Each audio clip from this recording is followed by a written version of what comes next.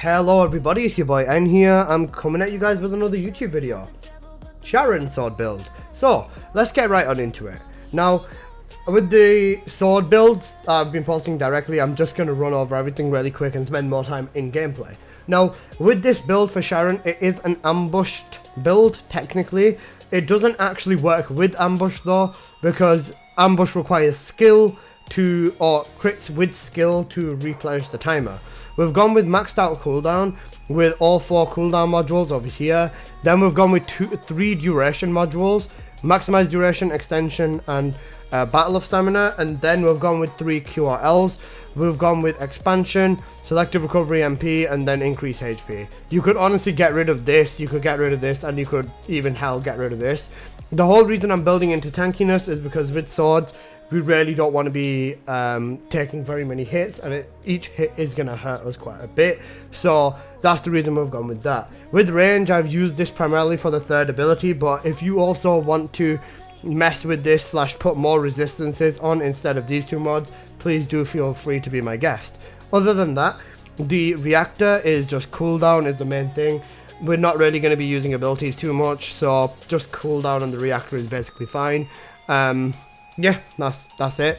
For the external components, we're going with the full Manus set. So max HP on every single one of the comps over here, and then you want max HP, MP recovery out of combat, max MP recovery in combat, and then MP recovery modifier, and defense / electric resistance would be good on here, and then just max shield recovery modifier or toxic resistance would be good on here as well.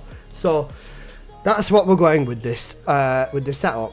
As for the arcade tuning tree, we are going with a full tree based on damage. So we're going all the way to the left to basically increase the stats of the sword, going up to accuracy, and we're going to stop over here. We go up for affinity damage, and then we're going to go up towards this enhanced rounds stuff, which is going to basically allow you to store more ammo for your sword.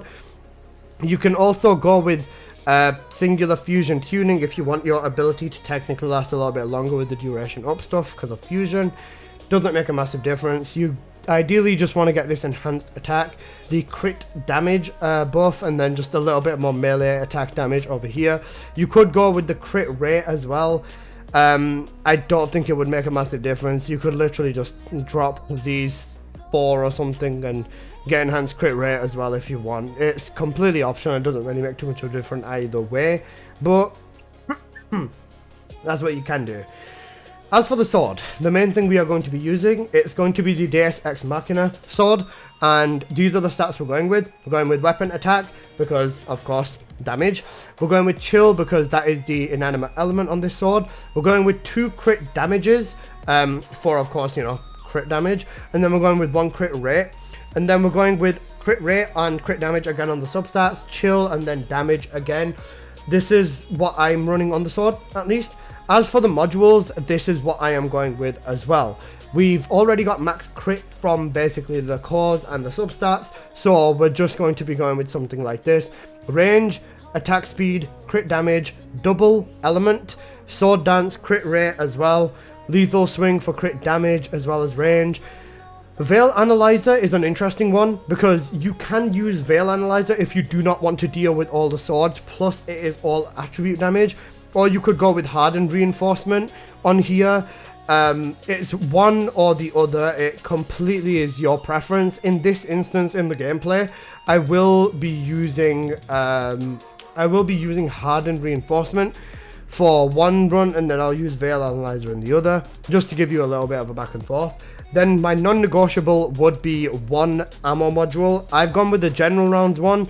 General round is commonly dropped anyways, so this should technically keep your sword's ammo all good whilst running this, so that's what we're going to go with. Now, for your fellow, you definitely want to be running the ammo dog, the Vesper's hunting dog. This is kind of essential because, ammo economy. And then for your inversions, you will also want to go with something of the sort, some HP inversion over here, like pain suppression, cellular stimulation, which is again additional HP recovery, and then I've gone with skill cost over here, but the 3rd one's kind of optional. Doesn't really make sense to me why the attribute ones don't really work with the swords, but that's what we've gone with. Now, for our first run, I will show some Purge gameplay. So we'll run this inside of Purge 10. Of course, as a solo, because running anything else with the sword is not really viable. The swords do have very, very, very specific use case scenarios, and if you would ask me whether I'm a fan of this personally, no, I disagree with this. However, let me show you what you can do and how you are technically going to want to play this sword. Now with this immediately, we're just going to go straight in with this regardless, and you can see here, we go in, we got invisible with Sharen, we toss our third ability, and then we just do one strike and then slam, one strike slam, one strike slam. That's basically how we're going to play it. Again, over here, just go straight in, one strike slam, one strike slam, one strike slam, and you'll eventually kill everything. It's quite back and forth. The whole reason we use Sharen's invisibility is so that we can just completely negate the HP, or negate getting hit by mobs and save our HP, but it is still significantly safer to have a larger pool of HP. And you can see here, even with this, some of the crits aren't critting, mobs have resistances and stuff like that, but you can see how this works. When you do this, you will eventually end up hitting decent damage. It's not the worst thing in the world, it does kind of work, and it will definitely take you time to get the kills in, but if you really do want to be playing Sharen with swords, this is kind of what I would recommend. Now, this is with me using a hardened reinforcement just for overall damage in the gameplay. As you can see, my sword is hitting crits of sometimes 1 million, sometimes 5 million, so on and so forth, so there's definitely a variety of it. In terms of movement and stuff like that, whilst you're invisible with Sharen, you do get a fairly fast sprint anyways. But if you do want to add a sprint weapon into your loadout, absolutely be my guest. Again, that would work. I don't think it's the worst thing ever, but you can basically just keep looping your invincibility with this over here, as long as you just keep activating it once it's run out. So you can technically stay invisible all the time, and you just don't want something like that to happen right there. But you can see overall this does technically work. It's not the worst thing in the world.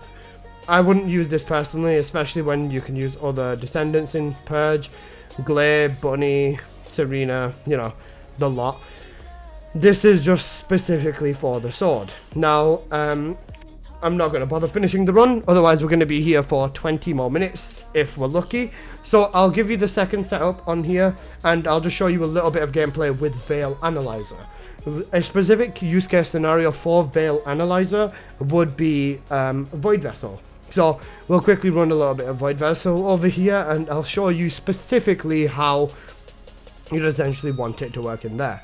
Now with Sharen, because it does work with Ambushed, you can just use her first ability to, you know, slash and get rid of the bubbles.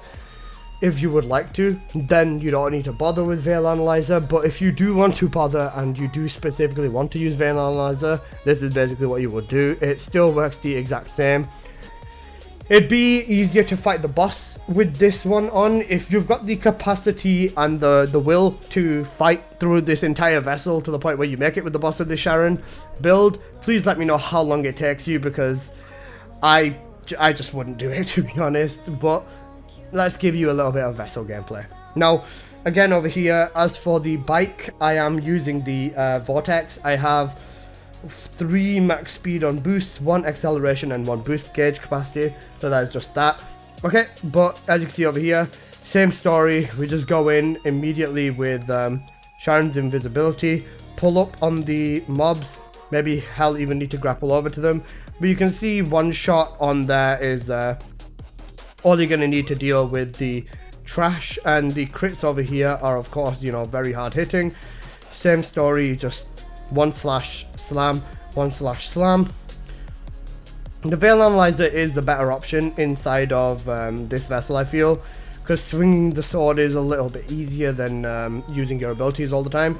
Specifically, if you are focusing on the sword this hard anyways with the setup, you might as well go all in my opinion. But you can see here, it works. It does do enough damage to kill everything. It's just it's just a little bit of a slow setup, to be honest with you. I, again, just don't know why you would want to go all in on swords, but this is kind of what you would want to be going with. It's okay. I'd say okay. When it does come to bigger things like this, again, with this, you can still jump, aim, and you're basically bowling. With the sword specifically as well, I forgot to mention, if you do aim at the head of the mob, you do get to move yourself forward towards it. So that is a pretty decent way of traversing with the sword, I guess, if you really need some movement. A bit of that. It does work decently well. I just don't really see the reason of using it too hard. When you get surrounded by mobs like that, again, you just want to use Sharen's invisibility. Basically, this is just kind of the Sharen gameplay. Not the most enticing gameplay we've seen in the game, but you know what, it'll do. We can work with it. But that's basically been this video, guys, and I hope you've enjoyed. If you did, please just smash that like button, and I'll see you guys in the next one. Peace.